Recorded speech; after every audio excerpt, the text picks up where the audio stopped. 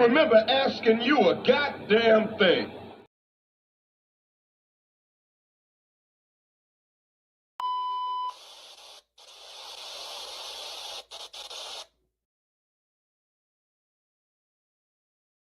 So you know somebody doesn't respect you.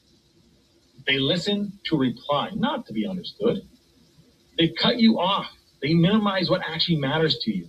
They laugh at your boundaries, and then they call you sensitive when you try to hold the line. They show up late, they cancel last minute, forget the things you've told them, because in their world, your time, your energy, even your voice aren't a priority. They're just an option. You see, there are two kinds of people. Those who adjust when they realize they've actually hurt you, and those who expect you to adjust so they don't have to change. You don't need to be disrespected loudly to be disrespected deeply. Sometimes you'll see it. It's just in their tone, in their patterns, in the silence after you're known. Respect isn't what they say when they're watching. It's how they act when they think you'll tolerate it.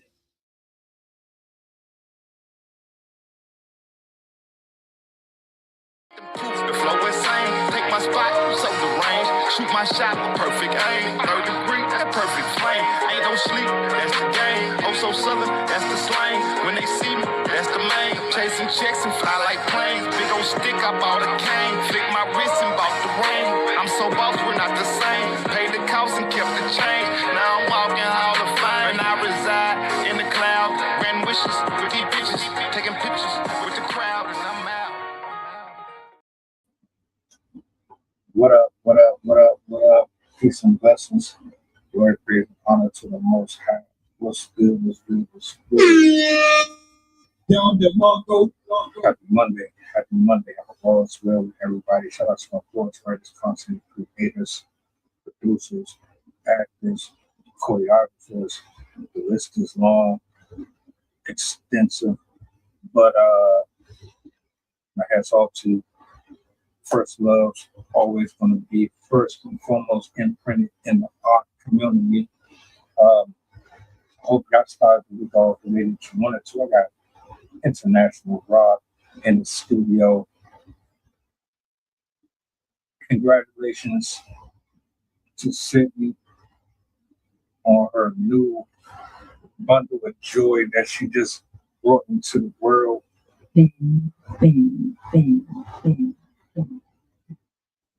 She's taking some time off. I wanted to make sure she was with her family. God bless them and everything that they lay their hands on. Shout out to the people that's in the building. Let's get the show started, man. I got a clip for y'all I want to play. I don't think we ever went down this rabbit hole before, but I figured let's go ahead and challenge ourselves. Oh, wait a minute. It looks like she did make it. All right. Hold on a second. Let me bring everybody up on the big screen real quick. Hold on.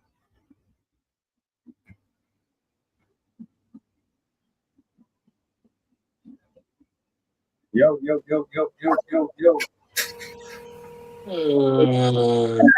What's up?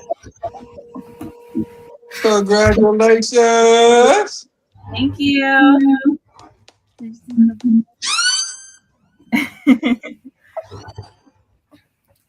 it's almost a week old now. I'm doing pretty good. You supposed to be resting. What'd you say? You supposed to be resting. Well, as long as I'm not like doing strenuous labor, it should be fine. Talking is totally cool. Okay. Well, look, we glad you're here. I didn't want to put no extra weight on you, you know what I'm saying? So I'm glad you're here either way. Congratulations to you, the family, and all that. Thank you. I got a clip that I want to play for y'all. It's like 5 minutes. I'm going to let him get his bars off, and we're going to get the show started. Sound good? All right.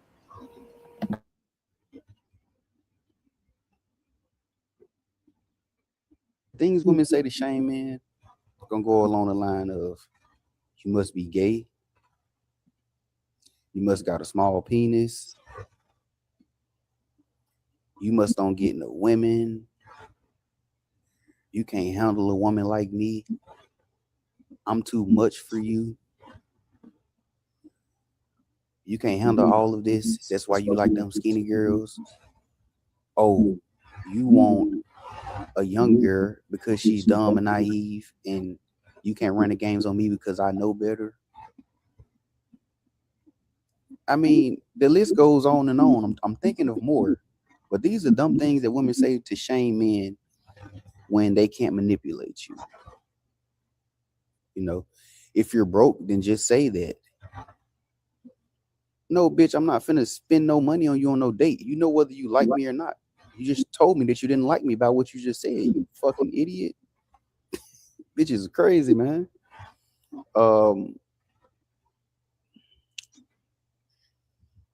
Just stupid shit. I'm a virgin. That's some stupid shit too. You know, just dumb shit they be saying. It's like, bitch, who the hell you think you trying to fool? Who you been talking to? I can tell the type of guys you've been dealing with because they fall for this shit. You know, and it's a difference with men. When you get women as a man, you have the ability to be more of an asshole or more of a I don't give a fuck type of person. And that's the type of person I am. It's like, bitch, I don't give a fuck. I'm not finna sit back and play a game with you. Do you want to do something or not? You know? Because it gets to the point where it's like it's boring. Like, bitch, you know what you want and what you don't want. So I can already see the type of games you're trying to run on me. But man, women so funny and they shaming tactics. They love to try to convince you to be an idiot. Oh, you can't pay for me and my friend? If you broke, then just say that. Am I fucking you and your friend? Because if y'all trying to do a threesome, say that, you know? So we can make something happen.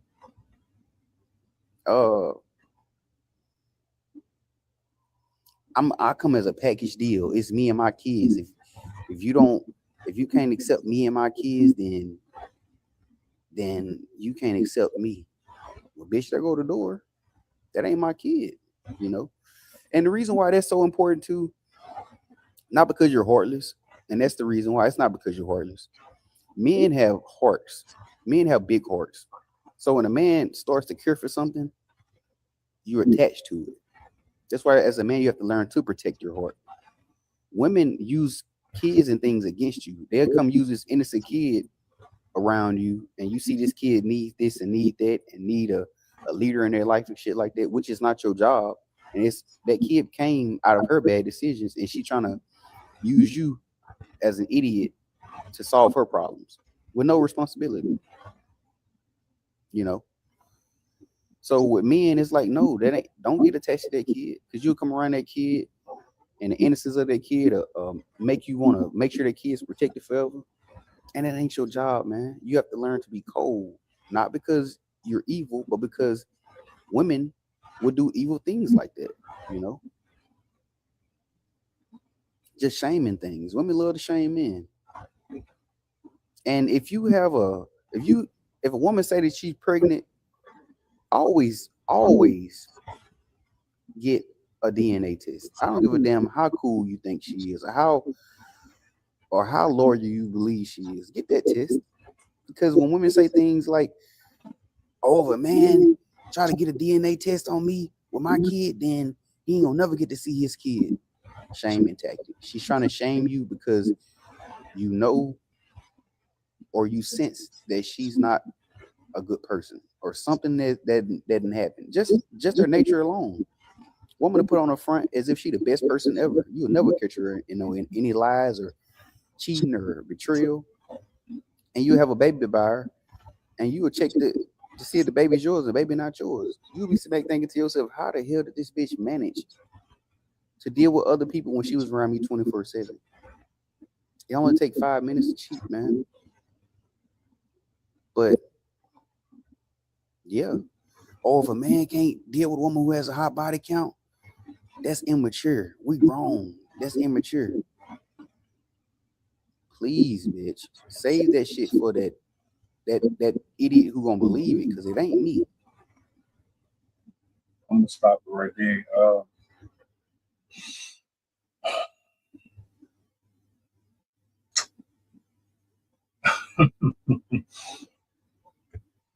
Um, I'll say this, and then I'll pass the mic. The only reason people use those terms, to me, first of all, he was a little too colorful with his language. So I hope you two don't come for me, but the only reason why people use those type of measures in an argument or in any type of discussion, to me, it's so that they can avoid being seen in a light that's going to deter the other person from investing in them in ways that is more beneficial to them than the other. And now that's all. I'll say that for now, and I'll yield the mic. But yeah, he used a lot of B's, a lot of.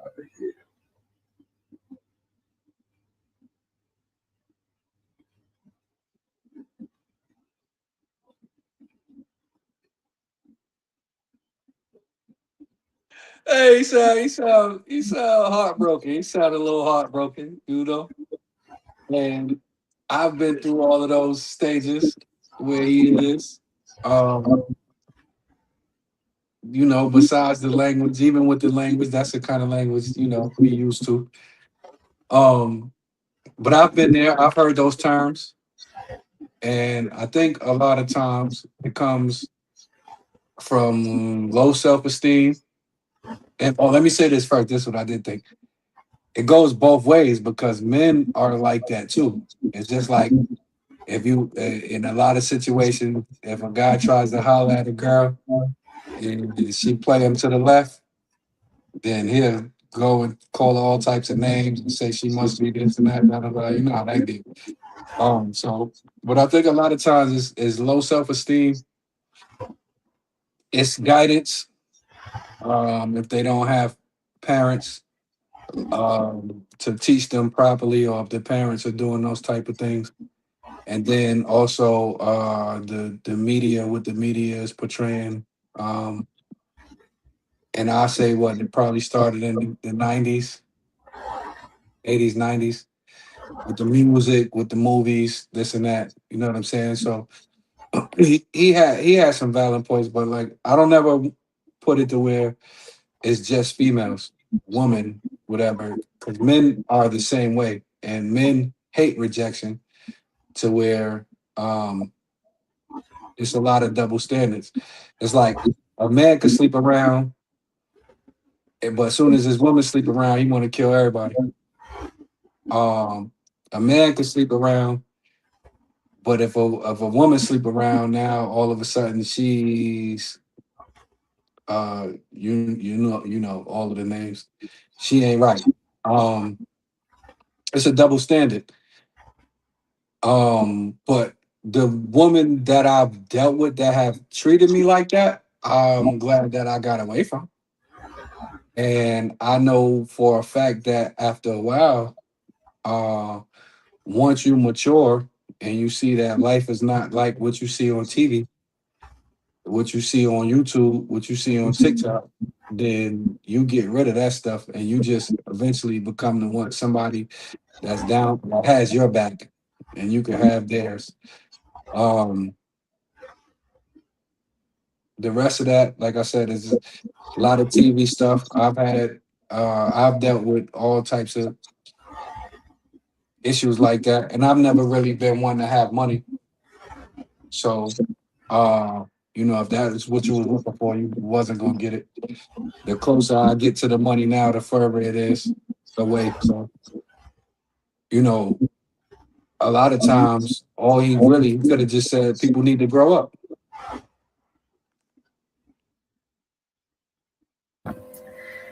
Yeah, I definitely don't agree with a lot of what he says, but I understand how he kind of came to that assumption and kind of developed those ideas. Um, in, I mean, as Rob just said, I've seen it kind of go both ways. Where I've seen women that were like that, I've seen men that were like that, and in general, people who are scorned like that tend to adopt that type of, sometimes will adopt that attitude of like, I'm going to make myself, like, I'm going to be a dog first because then nobody else can hurt me.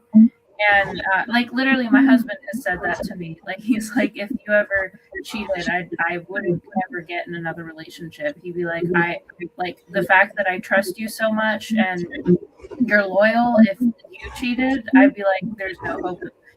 There's no hope for me to find anyone that's loyal. And I can understand how trauma in relationships would cause that. And the society that we have right now is not very conducive to loyal relationships. There's a lot of stuff out there that entice people to cheat, entice people to have shorter relationships, in social media and everything like that. There's a lot of like singles or single type content encouraging people like, oh, you don't want to get married, you don't want to have families, you just date around and whatever. There's a lot of that stuff out there encouraging people to adopt that behavior.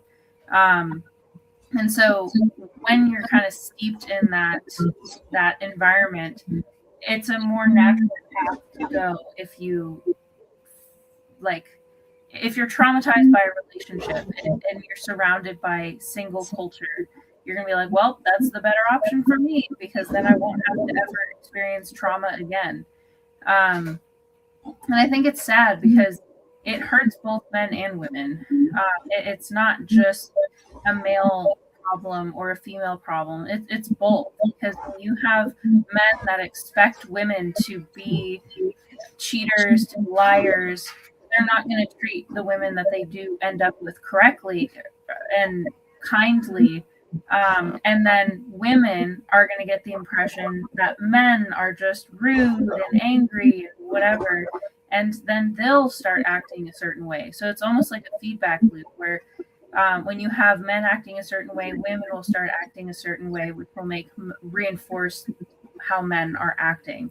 And I've seen this firsthand. I had a friend who now divorced. I don't even think they made it a year.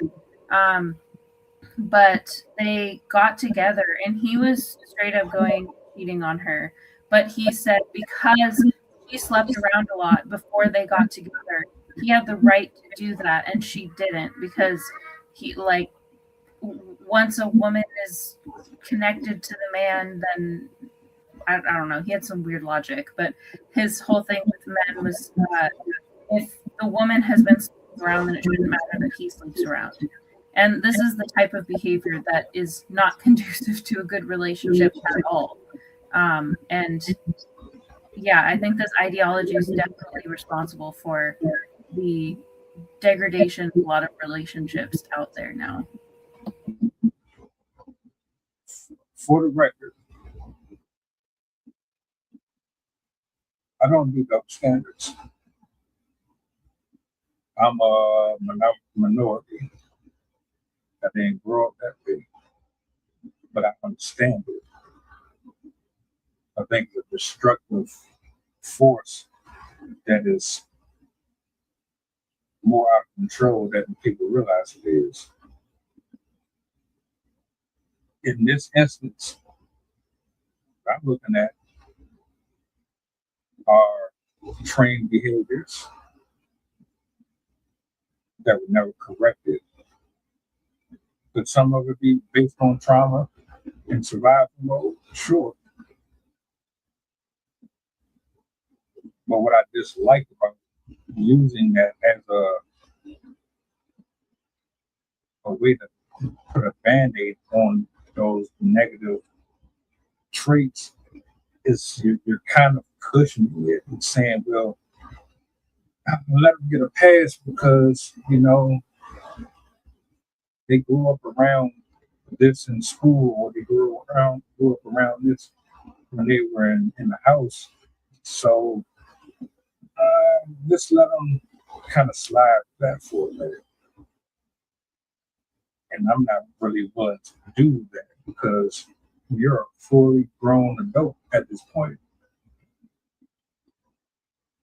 And if you can get online and you can get on the phone and you can have coffee dates and make adult posts and comments, and you can dress and you can address people with that same, oh, I'm a grown paid man, I'm gonna do this. And then you should be able to tell people exactly what it is, how it is, and where you stand. Why are you scared? Why are you scared of being held accountable? If this person says, I want a DNA test, how are you going to call him sassy or say X, Y, and Z? Matter of fact, let me reverse that. How are you going to shame or gaslight somebody over something that you're guilty of? I see it all the time.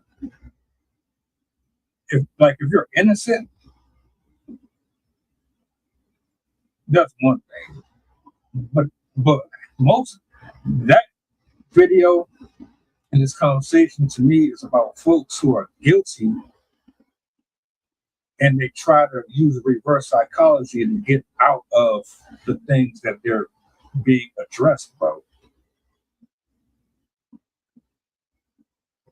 But I give the mic. I mean, flat out, it's hard to handle rejection. And if you don't have that, a lot of, to be honest with you, you gotta be taught how to be in a relationship. You gotta be taught. It should be shown to you from your mother and your father. But you know, most of the times in this country, most houses is broken up, right? So when the house is broken up, you can have good parents trying to teach you, but because they're not there and they're not doing what you want them to do, a lot of times you go to the streets, you go to the people who don't know, and they say, well, you know what? This how you need to do this, and this how this should be. And I'm with Sydney too, to where a lot of this stuff come from the men. Most of the time, a woman ain't gonna cheat till the man cheat. A lot of this stuff is picked up from male behavior, and men don't like rejection.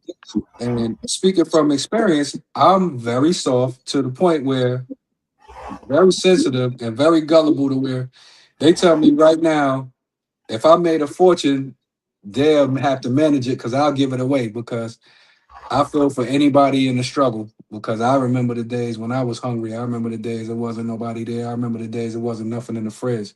So I'm always very sensitive to where people they almost smell it on me like, bro, you got let me hold this, let me hold that. And I've been, you know what I'm saying, to where once I grew up, the way I used to treat girls, they started treating me. And I've had that question like, oh, you don't want to holler at me? What's wrong with you? You must be, you know what I'm saying? And it's like, nah, you know, I don't want no drama. I don't like drama. Once I grew up, the first two things I didn't like, when I stopped stealing, I hated thieves. And when I stopped liking drama and participating in drama, I began to avoid people that get into drama. So once I saw that in people, I got away from it, right? But it took me 10, 15 years to get my mind right to be able to learn how to deal with people and to stop playing with people. You know what I'm saying? Because a lot of people like to play. So, you know, in today's culture, he's right. You should just be forthcoming, but most people are not. Like I even used to be like, all right, I'm gonna get the Louis Vuitton, I'm gonna get the Gucci sneakers, I'm gonna get the red monkey, the chrome heart jeans. so that I don't even have to talk when I go in the club. I don't have to talk. I'm gonna get the big S600 Benz, and I ain't gonna have to speak. And then when I grew up, I realized like, oh, if you got somebody, a female or whoever that wants to be around you because you got a pair of $1,000 sneakers on, or you got a fast car, and that's all they with you for, you're gonna have a problem. Because what happens when you don't have that stuff come and go. Or what happens when the next person come around and got it, or just a conversation with that type of person that's materialistic, superficial, it's going to end up bad for you because that's a boring situation. My uncle used to tell me all the time, Uncle Jay, shout out Uncle Jay. He used to say, yo, you could only, let's say, make love 4 hours a day at the most. What you gonna do after that? What you gonna have to talk about? What you working on? You know what I'm saying? What are y'all building together? What kind of person? What kind of family? And I used to be thinking like, oh, you crazy, bro. Like I ain't got time for that. But then once I grew up again, I matured. A lot of alone time, a lot of being by myself, a lot of finding out who I was. I realized that the stuff that I thought was important wasn't worth a hill of beans. You know what I'm saying? So I said all that to say that people be responding. A lot of times we follow the music, or we follow our favorite artists or whatever, and then you think that's right. But the one thing that I know, that misery loves company. And once you grow up and you get from all that and you get that out your system, you don't have time for nobody that's gonna be playing around. So when you see that, it's a laughable moment because you'd be like, ah, yeah. I hollered at a chick before and she was like, nah, you weak. And I'm like, I want to flip out, go crazy. Blah, blah, blah. And then it was, you know what? It's like I dodged a bullet at the same time. In certain ways, I was weak. I was weak because I wowed out on them after they rejected me because I was embarrassed. But after a while, when you grow up, man, you ain't got time for all that, man. And once you grow up, ideally you gravitate towards people who growed up and matured too. So where you don't have to have those problems, everything be out in the open. You don't have to deal with those situations. So a lot of it is again a lack of guidance. Definitely if you listen in the media, or if you out on the block listening to everybody around the block who you think is respectable and they ain't teaching you the right things, that could, you know what I'm saying? But again, once you fall and keep falling on your face and you get tired of falling and dealing with people that was there when you was down in the dumps and they ain't mine, then you get on your business and you separate from any kind of drama, any kind of negativity, any kind of materialism, anything superficial, because you working too hard for that.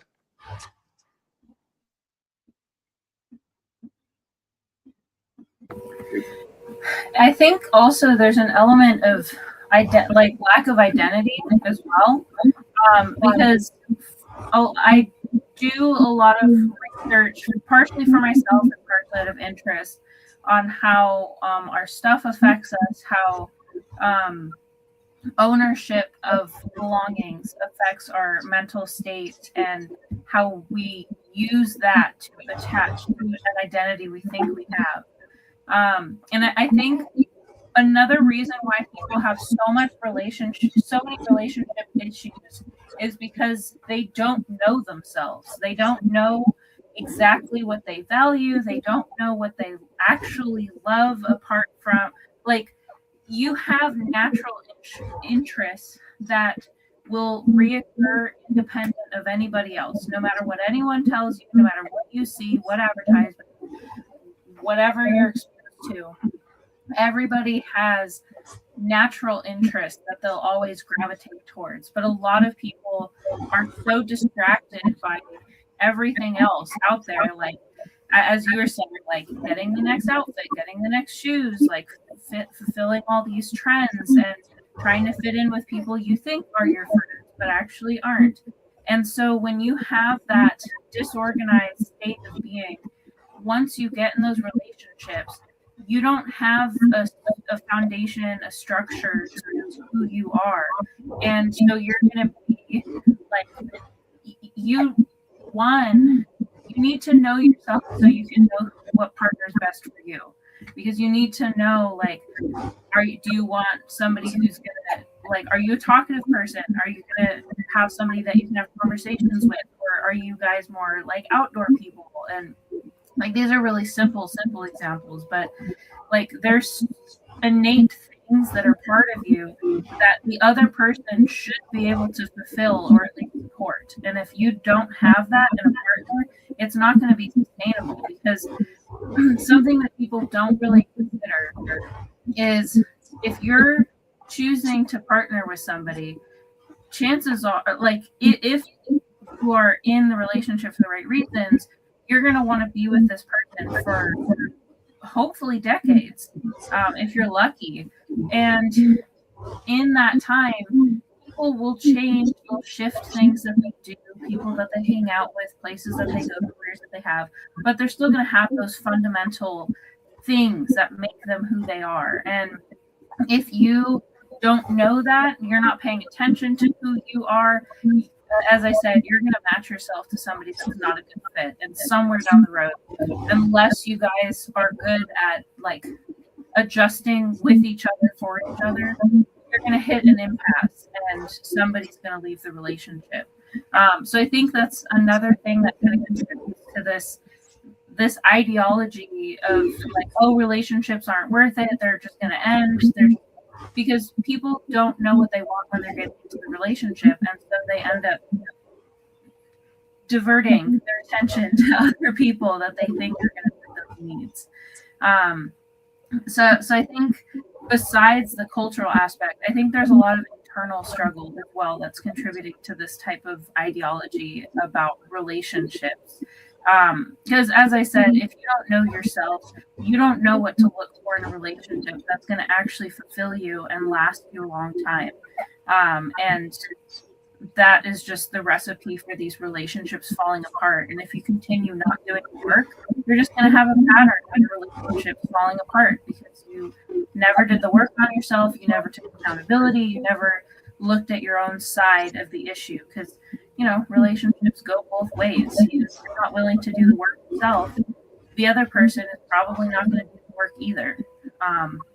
So, yeah, I think that also really contributes to this kind of decline in the impressions of relationships, honestly, because I don't know, when I hear this type of logic, it just sounds like they got hurt once and gave up, and we're just like, well, there's nobody out there for me. Clearly this one example resulted in failure, so they're all going to result in failure. And when humans, at least, have been traumatized, we tend to hold on to it for a very long time. And if you kind of fall into that pattern, it's going to continue reinforcing that trauma.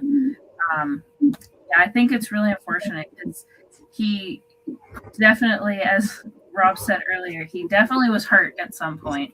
Somebody broke his heart, and or it's how your parents raised you. A lot of people can also be traumatized before they even start dating and getting in relationships, because something happened with their parents, whether it was the parents splitting up, as you pointed out, or even parents that are like inattentive, not there for you, that are self-centered, parents that have emotional difficulties, personality difficulties, are going to end up passing it down to you, or they're going to affect your behavior into the future and make you either hostile or at least shy of relationships, and more likely to just be like, nah, I don't trust it. So yeah, there's a lot of factors that kind of create that behavior, and it's really sad that we don't have a society that reinforces more positive relationships with both friends and family members, or relationships. I'm gonna be bouncing around a little bit here. Where do I want to go first? Because I was thinking about this while both of y'all was speaking. Let's say One side is a fully functional adult. They did the homework. They know exactly who they are, what they want. If they did go through the sifting process of getting out of this toxic behavior pattern that has been presented to them over X amount of years through social media and the environment, and they're good, and they're dealing with someone who is a representation of what he spoke about, or a representation of what Rob's speaking about, because Rob's speaking about men and rejection, while this gentleman here is speaking about women who don't like to be held accountable when they are challenged. So let's use both examples. If a person is good, he's healed, or she's healed, and she comes into contact with someone who has all of these underlying issues, does that mean that, like what Chef just said, they're attracted to a certain archetype of person? Is it, or does it negate who the other person is? Does that mean that the other person doesn't love or respect or care about them in the ways that fully healthy, capable, functional adult would the other person? How do you gauge that? If I'm giving you 1,000%, I question your intelligence. I challenge you to be better. I'm pouring into you. I'm not here to waste your time. But in the process of us growing together, friendship, relationship, marriage, I see things in you that I think could be better. Or I see things in you that's directly affecting me. And I say something to you, and then your retort is to make me feel bad about saying something to you about it. Is that a red flag to run away? Does that mean that this person is not equipped and prepared to be in this type of situation? How do you gauge, or how do you look at that?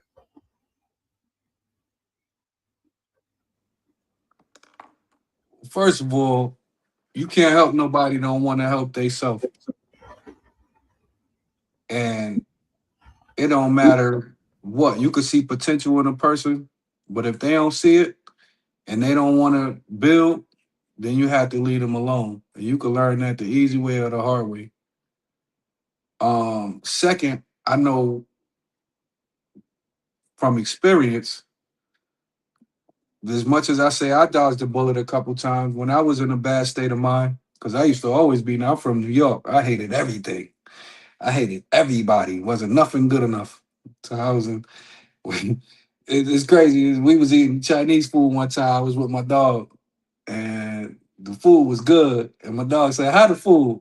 I said, "It's all right." And he said, "God, dog, Rob, you don't like not. What are you talking about? The food is good. Just say the food is good. It's gonna be all right." And that had changed my life. I said that to say that changed my life because I didn't like nothing. I didn't like nobody, and I would, because I had these low self-esteem issues and character flaws, I would look to other people, look at their flaws, or they head big, or they ugly, or this, and I used to, after a while I realized I was just hating. So when I realized that, the best experience I had is that I did good people wrong. And I don't care who you are. When you do a person that had your back wrong, you gonna pay. I don't, it don't, it ain't no other way to slice it. You gonna pay. And also, when you think you right, that's when you at your most dangerous. So when you gotta, when you do, you feel like you projecting and everybody else is crazy but you, 100% of the times you the crazy one. So you will run good people off. You know what I'm saying? Male or female. And when you do that, You could be two ways. You could say, well, it was them. And I know people like that, and they lonely now. And some people make an excuse. Oh, that's how it's supposed to be. This the way I like it. Da da da da da. But at the same time, on the other side, when you run a good person off and you sitting in a funk, and that ain't even economic. When you sitting in a funk in your mind, you realize, you know what? I'll never do that again because you only get two, three of those people out your life, maybe five at the most, who really gonna care for you that you can really trust. Most people you can't trust. So that's the growth right there when you like, oh, you know what? I had a good one, and it ain't no coming back because once a good person is fed up, once they clean their hands with it, it's over. And then you got other people who like drama. They like mess. They like messy people. That's just what is normal to them. It becomes normal. If you don't catch it early, it becomes normal.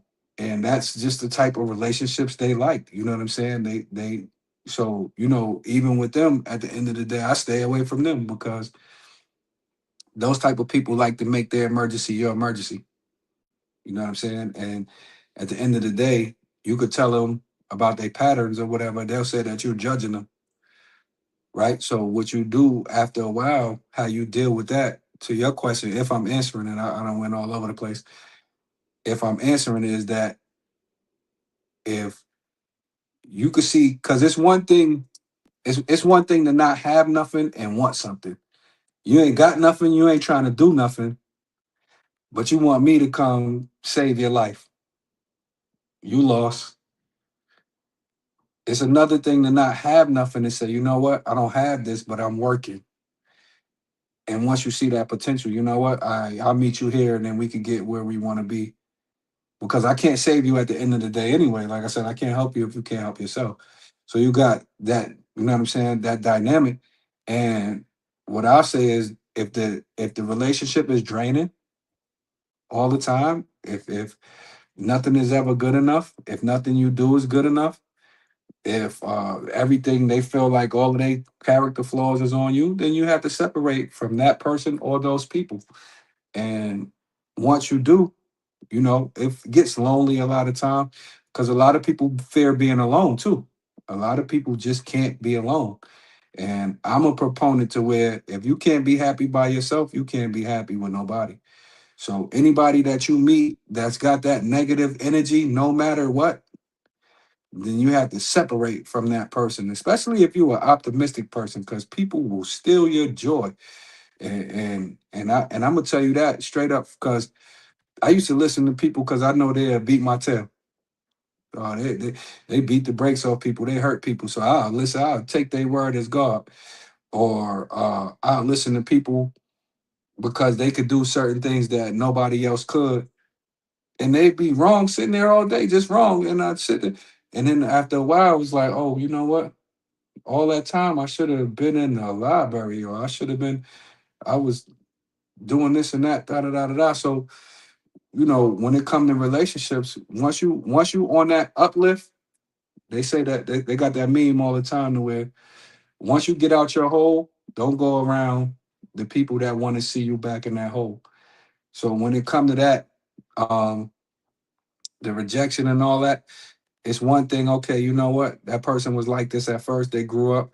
But after a while, if you're on a steady incline and you are working every single day to change your patterns, then you have to stay away from anybody that's not working with you to stay up there. And it's not about being perfect. It's about finding a place to where you're comfortable with yourself, happy with yourself, and then you're ready to bring people in.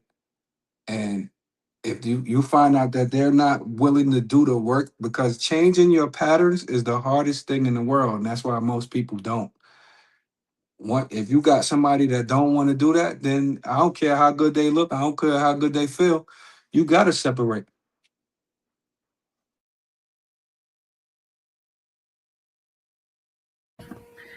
Yeah, to go along with what you're saying about like being lonely and stuff like that, I think that's another complication. I don't know if that's the right word, but it adds to people's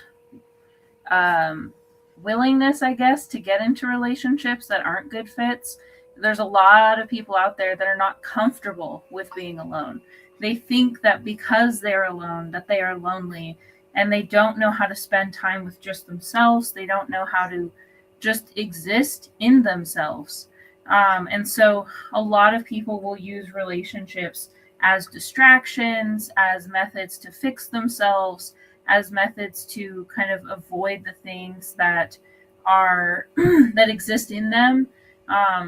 As you said, progress is really, really hard for people to sustain.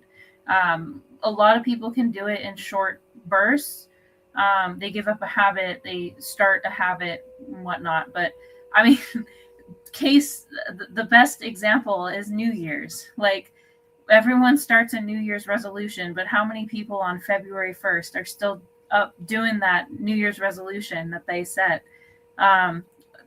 A random comment that came to mind that always makes me laugh is, if you ever want the best stuff, go to Goodwill in February, because then people are getting rid of all of the stuff that they got to help them with their habits and didn't keep up with it. But a lot of people don't work on themselves, don't practice being themselves. And so you end up with people that are very deeply uncomfortable just being by themselves. And so then they just take whatever relationship they can get. That way they can partially fulfill what they think they need from that particular relationship. And oftentimes if you're doing something just out of desperation, it's not usually going to end well. Your chances of you getting lucky are pretty slim.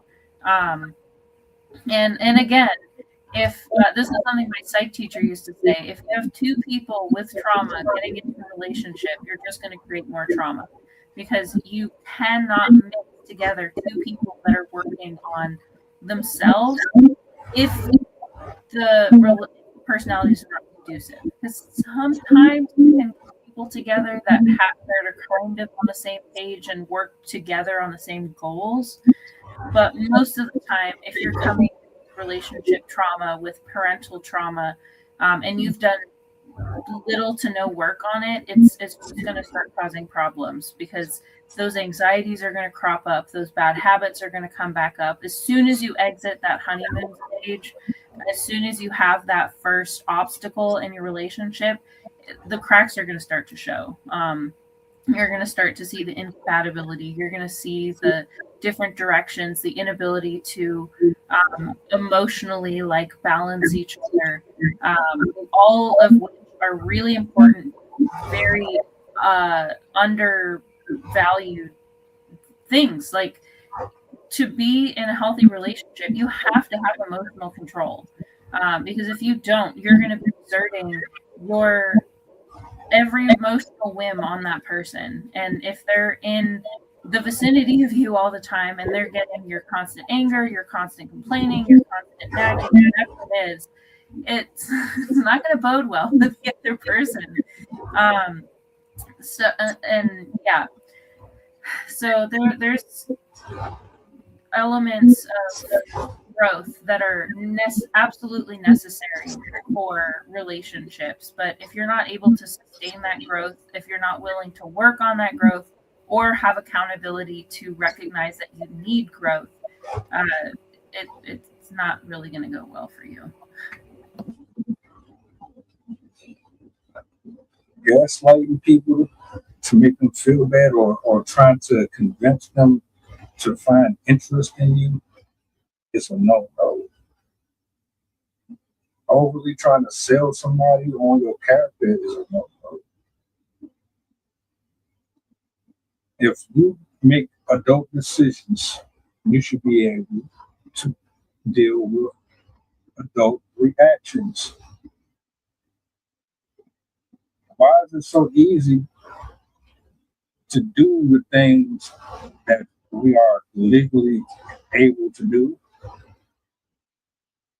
but everything else seems to be so fleeting from your lips?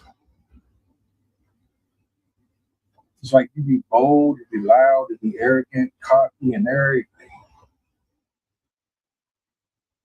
So until you know, you don't like it.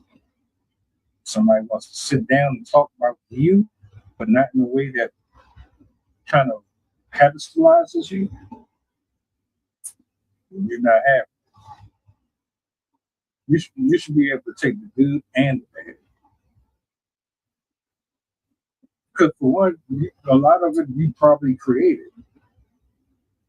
And if there's a misunderstanding, then you should be able to talk to whoever it is that you're engaging with to get through. Unless you were there consciously for nefarious reasons. Now, if you're trying to have a healthy dialogue with somebody and you know that it's not going to be a comfortable one, how do you approach it? And not care. You're going to be as tactful as possible, but you still got to hear it out. You can't really be concerned about how they feel. You still have to speak on it, because if you don't, then nothing changes. You want change. The other person, on the other hand, is probably going to be more contentious. In this case, like Rob said, it's probably better if you just leave, especially if they got that reprobate mind, they're stuck in their ways, and all really. When you talk, all they hear is themselves talking. And if that's the case, you definitely are ready to the end. I can't see people who respect you ignoring every word that come out your mouth, steadily sweeping stuff under the rug that is potentially harmful to you, and then want to make you feel bad for observing and being very present with them. It's like you're being punished for being more involved than they are.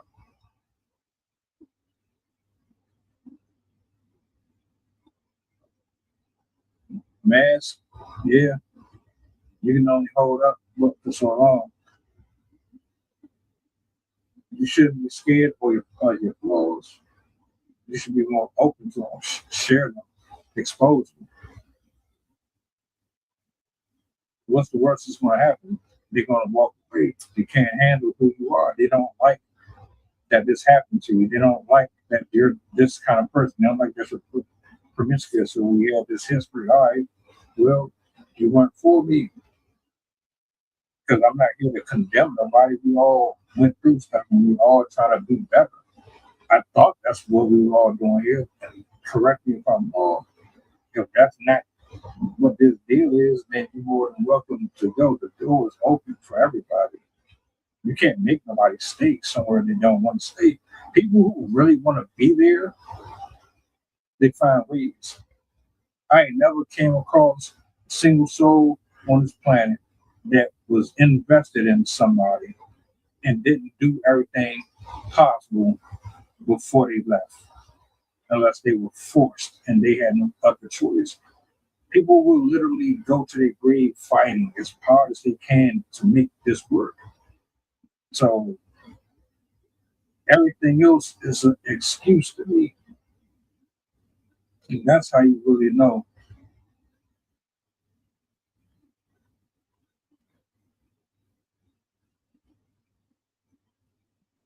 I'm gonna say this. First thing, people got to get rid of their expectations. You can't ask nobody to do something for you that you can't do for yourself. Second, if you think everybody crazy, you the one crazy.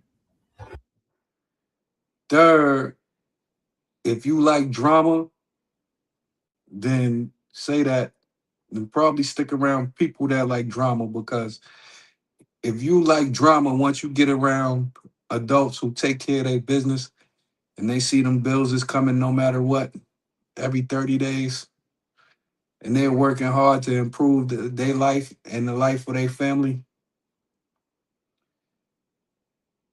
then that's who you go around, the people that want to improve. If people want to make excuses for why this ain't happening and that ain't happening, you know, a lot of cases they could be right, but at the same time, when you dealing with determined and driven people, they're gonna find a way around it. Even if it's no way in that, at the end of the day, they're gonna feel better because they did their best before they went to sleep. They did the best they can. And you can't knock nobody for trying. You know what I'm saying? So the immaturity is rampant. That's understandable. But I will say this: stop listening to the radio, letting them, because I'm the first one, and it took 20 years to deprogram myself because I listened to my favorite rappers, and I thought that their word was law, and a lot of things that they gave me did work. But a lot of the stupid stuff I heard, I'm looking at myself now like I used to live by that. And so don't listen to the entertainers. Don't believe half what you see on TV, half what you hear on the radio, half what you see on YouTube, whatever the social medias, whatever. Don't believe none of that, and know that if you trying to get in a relationship, there's no days off.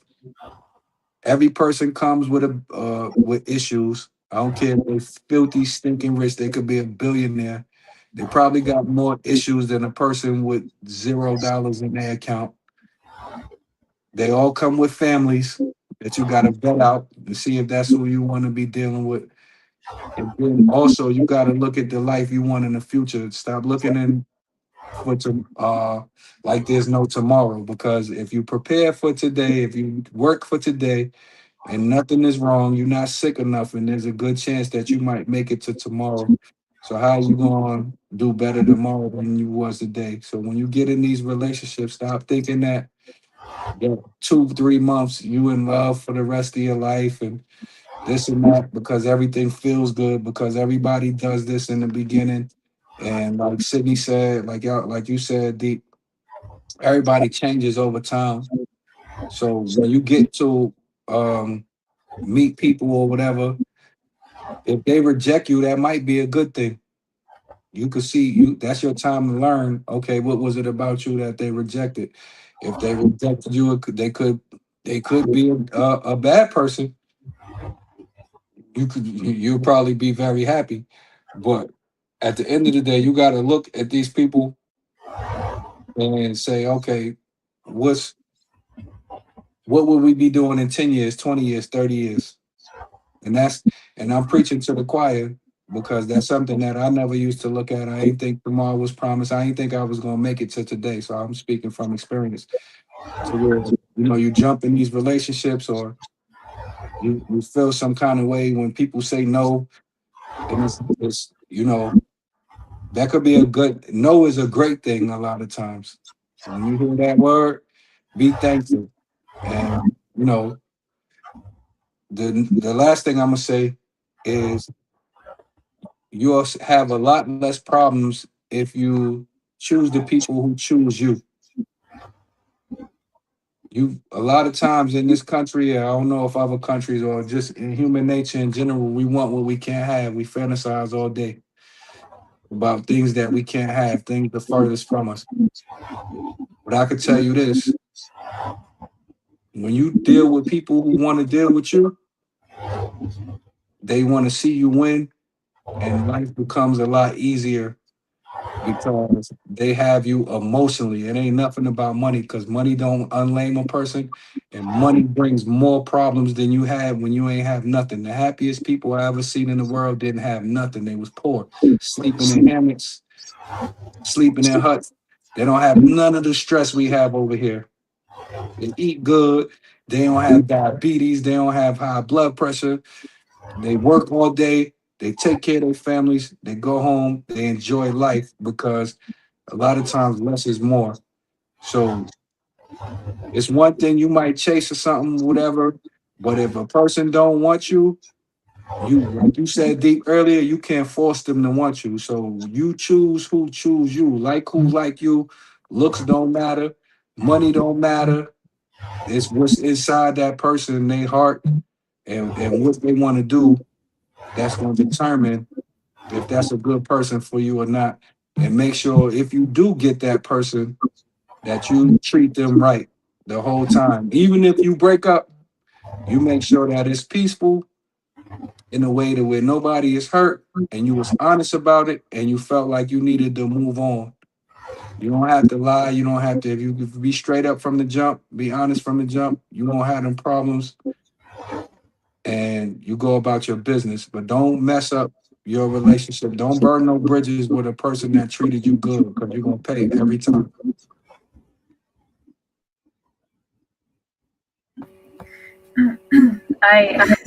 I just had a funny comment that you made me think of. I saw the movie Obsession recently, and I immediately thought of that when you said, like, you can't make someone love you. I'm like, yeah, if you don't believe us, just watch Obsession and see what happens if you try to make someone love you.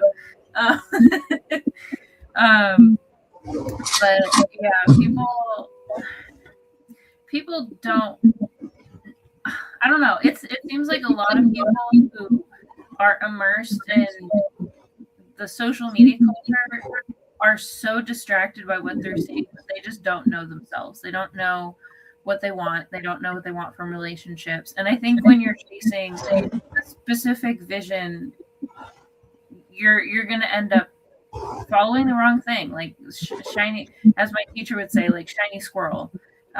You're going to be distracted by any number of things that catch your attention, even though they don't have any value to you. And you're going to think that because you're surrounded by all these people who are one-upping each other, showing the best outfits, the best parties, the best drinks, the best whatever, you're going to think in your head, just because of how psychology works. Like when we were hunter-gatherers, you wanted more food than the other tribe because that meant you're more likely to survive the winter. We have that ingrained in our minds that if somebody has more than you, they must be more successful than you. They must be happier than you because they have everything we want.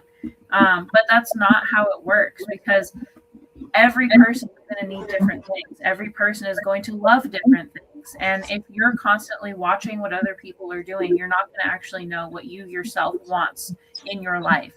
And the people that are the most happy, the most satisfied, are the ones that live in themselves, that exist for themselves in the way that makes them comfortable and happy, and in a way that attracts the people to them that they genuinely enjoy.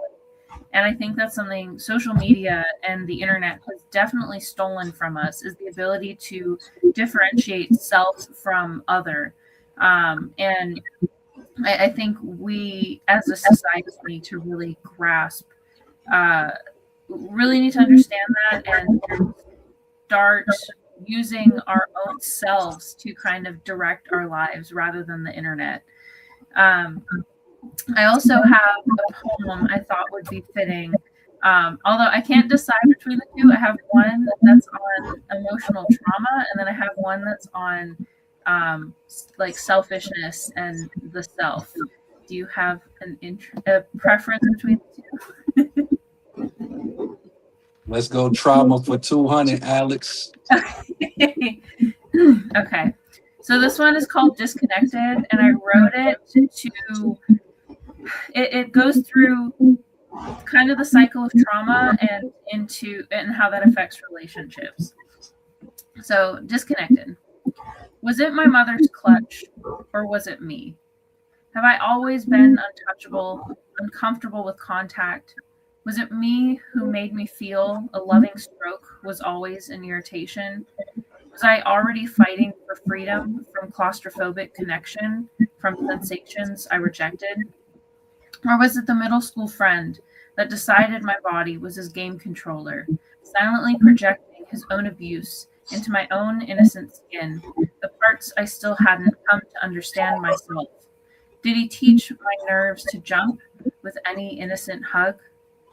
Or was it my history of anger, the borderline bipolar behavior, drawing connections between my mother's hand and my disinterest in her affections. Was I born without desire for connecting, or did discipline sever my cords?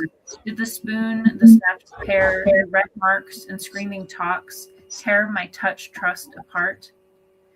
Or perhaps it was the mistakes I made, relationships I forced in the hopes to never be alone, staying for attention but despising intentions, sans attraction, commitment attacked me.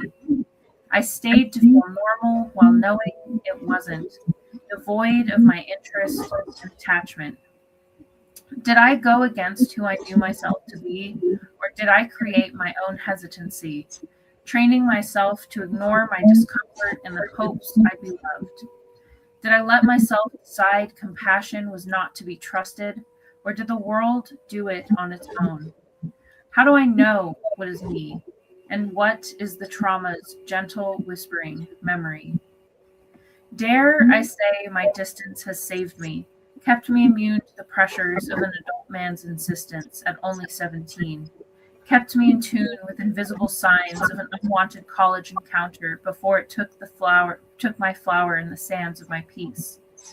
The resistance kept me from oversharing, the temple which I tentatively called home, kept my flesh from the eyes of clicks and saves, kept me comfortable with my clothes closed, flaunting my femininity with fortitude, though it was tempting to taste the temptations of adulthood.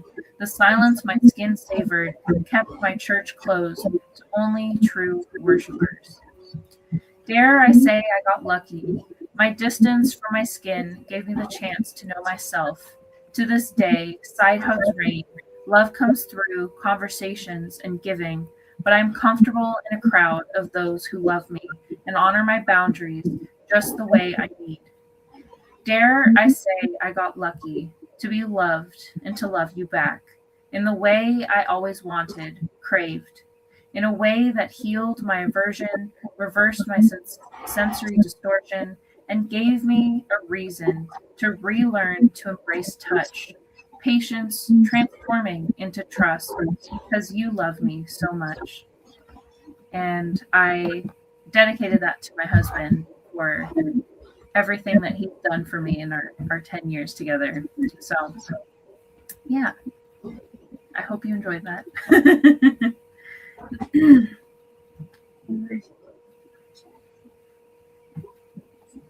Yo, when they start saying poems and they stuff, they better acknowledge where they got it. If I see you say a poem in your podcast, if you don't shout out Sydney first, you biting, dude. It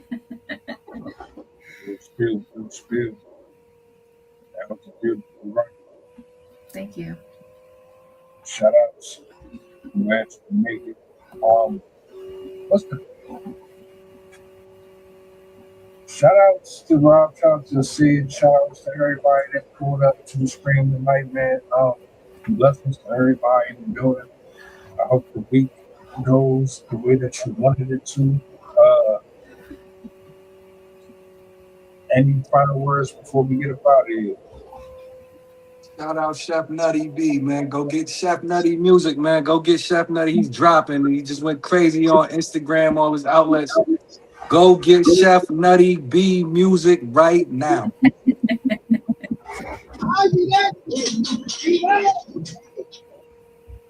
Seconded. That being said, we about to get out of here. Do this out before you go, if you don't mind. What's the goddamn button? I'll see y'all tomorrow. Y'all be easy. Have a good night, y'all. Yes, congratulations, Sid. Thank you so much. Thank you. I'm glad to be back. The flow insane. Take my spot, so the range. Shoot my shot with perfect aim. 3rd degree, that perfect flame. Ain't no sleep, that's the game. Oh, so southern, that's the slang. When they see me, that's the main. Chasing checks and fly like planes. Big old stick, I bought a cane.